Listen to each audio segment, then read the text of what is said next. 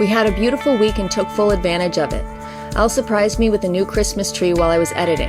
It's a balsam rather than the spruce we had, so it's a little bit more delicate, but it's taller than our last one, and this time we've protected it from the beavers.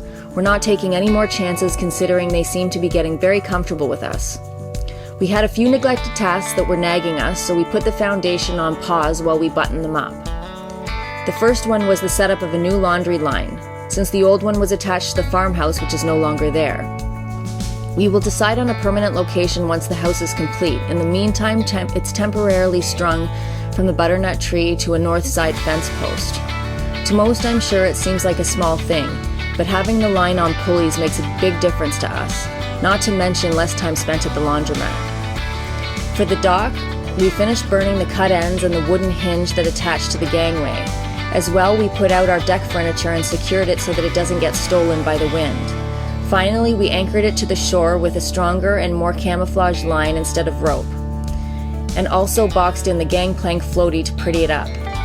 We broke up and transplanted our rose bush to a few areas of the entrance of the property, and we spent some time grading and seeding the backyard with a clover and grass mix to improve drainage and hopefully address the mud slip and slide that, at the moment, comes with spring.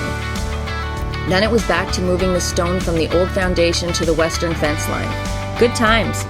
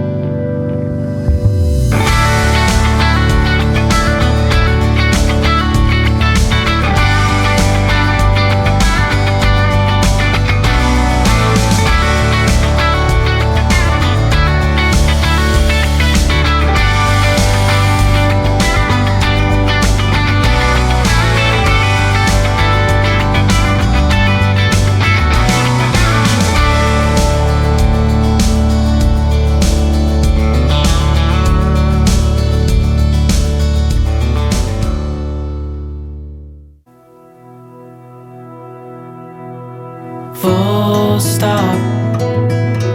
Can't believe I live in your thoughts. I think about you all the time, morning, evening, and midnight. Such a wonderful delight. Forgo, give up everything that I own. Yeah, I'd give it all up now, just to be with you somehow. Unexpected love was found. You're the rose in a garden, and it shows if I'm honest. You're the leaves in mid-August, and I've come out here to say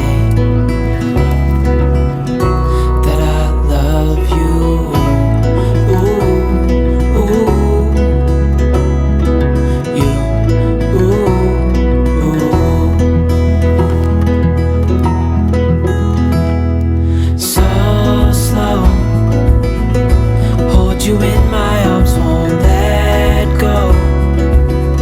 The world around could pass us by, a thunderstorm, a lightning strike, as we hold each other tight. You're the rose in a garden, and it shows if I'm honest. You're the leaves in mid-August.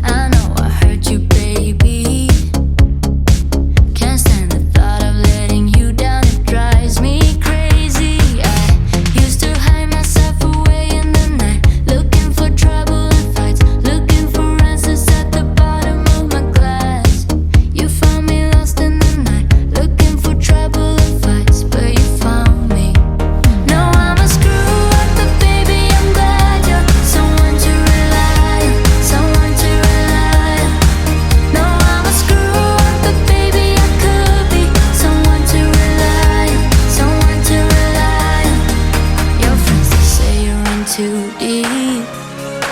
You shouldn't be with someone like me. Sometimes I think they're right, honey. Sorry for the tears in your eyes. Hey lover, give me just one more try. Used to hide myself away in the night, looking for trouble and fights, looking for answers at the bottom of my glass. You found me lost in the night, looking for trouble and fights, but you found me. Now I'm a screw up, but baby I'm glad you're someone to rely on, someone to rely on. Now I'm a screw up, but baby I could be someone to rely on, someone to rely on, someone to rely on, someone to rely on, someone to rely on, someone to rely on, someone to rely on, someone to rely on, someone to rely on, someone to rely on. Hey baby, I'm calling. Hey baby, just please pick up the phone. Hey baby, I'm calling.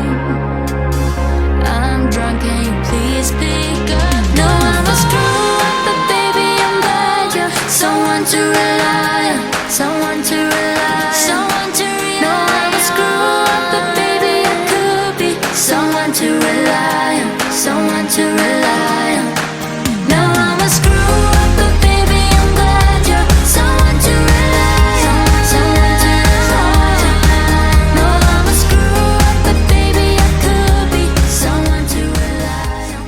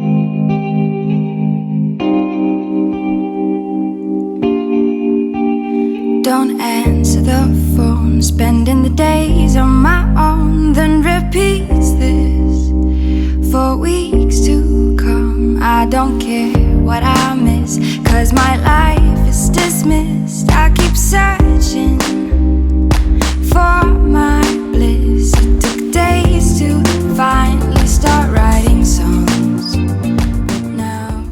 Hey guys.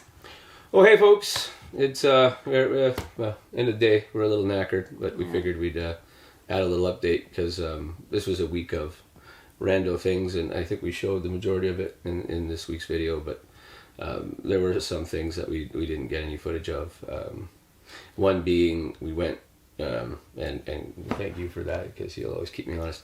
When we finished the box, you finish the 95% of the job on the outside, and you know what I mean? It's like a big victory, but there were some, little OCD things that I wanted to tie up, like the trim around the windows, because it's barn board, it's a little imperfect, so when you do the miter joints and that, they don't quite line up right without a little bit of coaxing and love and attention. So we just went around and finished all that kind of stuff, just a little remaining bits of wood trim and that. All the finishing things that, are kind of boring, but they have to be done, and we ran out of time in the fall, so we Sure did.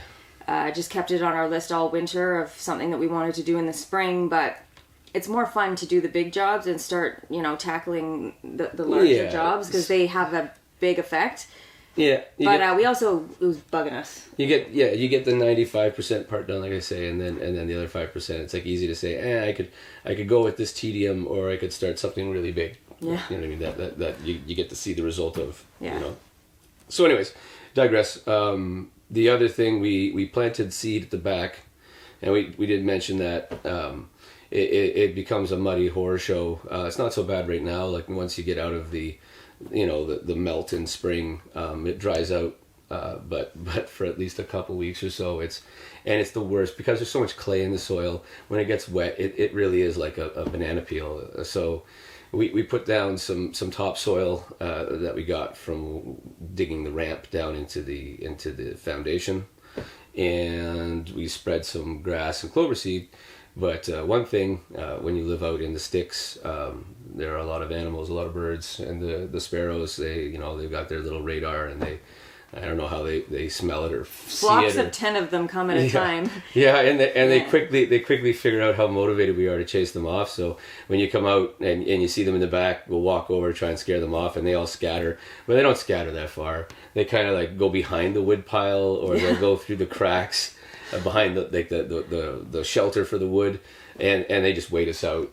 And we're not, it doesn't take. They don't wait very long. No, so as soon as we turn our backs, they come back and they're picking away at it. But hopefully enough will be left over to actually germinate. But the tough thing we didn't really think through, and we wanted to do that, is since we don't really have yet, and it is a part of our build. Obviously, we're going to have proper running water. Right now, we still only have running water really in the trailer, in this enclosure. Everything else is either coming from the rain barrels or we're hauling it from the river. And it takes a lot of water to do that whole backyard area behind the box. About 9 buckets, I guess. Yeah. So about 500 pounds of water, give or take. We do it in the morning and at night. So 1,000 pounds a day of hauling water. It's a much bigger job than we kind of anticipated. Yeah, and we take on so much that you're just like, it's just one more thing. So I ordered a 12-volt DC pump. It should be here Friday. The irony is that that's also when we're expecting rain. So we got this big long stretch of sun and nice weather. It's going to rain Friday, I think. But if it doesn't, we will have that pump. So it's just a same kind of pump, I think, that comes in RVs. It's 5 gallons per minute. My plan is to use some of the. We've got a whole length of old pipe, like I think it's 1 inch, and it's for potable water. It was for the well, and it ran from the well into the farmhouse. But we'll use that. We'll run it directly into the well and then hook it up. We have like a 150-foot, one of those collapsible, like flexible hoses. Anybody who's thinking about those, I highly recommend. Yeah, great. So great. Yeah. Way better than the green hoses that you had growing up. Yeah, well, because the whole thing is that they retract to become very easy to manage when they're not under pressure, and then when you run the water, then they expand and they'll stretch from here to kingdom come. Mm-hmm. So we're looking forward to that, to actually have proper outdoor hose for watering, because there's other patches that we want to kind of clean up. What we're seeing is soil is pretty hard packed, again because of the clay, and in spots around the around this building site, what we ended up doing was kind of just scraping the top of the sod originally, and then when we were doing the landscaping to build proper drainage, we just made the mistake of putting soil over top of that. And really, I think that was a mistake in that it's almost like having a layer of pavement underneath. So it's become very, very packed, and you can see like grass is having a hell of a time growing there. Yeah. So we're more on that. We'll take care of that later. But when we do, we'll be planting more grass needing watering, and I don't want to be hauling 1,500 pounds of water a day. So yeah, looking forward to the running water. But spring is here. And it's gorgeous. Like the property, we can't get over how fast the grass is growing and how green it is. And the bees are back, the butterflies are back, all the birds are around. Quite verdant. It's really nice, and it's just, you can't help but be happy with working out there. So yeah. It's been a good week. We got a lot of stuff done, and we are looking forward to being able to start our build soon. Yeah, we've got actually, we're expecting a visit from some folks from the municipality, an engineer and one of the councillors. They're doing some revisions to the area, and just, I guess they just want to touch base and meet with us to look at the building site, and that's really our first step. Then it's filling out the permit form and rock and roll, away we go. Yeah. Very exciting. Good stuff. Bye. Bye.